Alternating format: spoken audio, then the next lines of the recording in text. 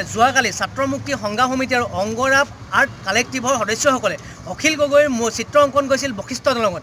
তাৰ পিছতে দেখা পালোঁ যে স্বৈৰাচাৰী সোণোৱাল চৰকাৰখনে আৰু সোণোৱাল চৰকাৰৰ পুলিচ প্ৰশাসনে আহি পেলাই তেওঁলোকক গ্ৰেপ্তাৰ কৰে আৰু গ্ৰেপ্তাৰ কৰি তেওঁলোকক অখিল গগৈ ফটোখন তেওঁলোকে মচাই পেলাই। আচলতে কি বুজাবলৈ গ'লে যে সোণোৱাল চৰকাৰখনক অখিল গগৈ ভোটে খেদিছে, আনকি নালাগে অখিল গগৈ ফটোখনলৈও তেওঁলোকে ভয় কৰে, অখিল গগৈলৈ ভয় কৰে, অখিল গগৈ ফটোখনলৈ ভয় কৰে। ইয়াৰ এটা প্ৰমাণ হৈ গৈছে।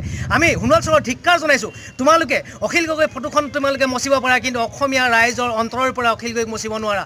21ৰ নিৰ্বাচনক অসমীয়া ৰাইজে তোমালোকক পুলিয়ে পোখাই উৎখান কৰিব।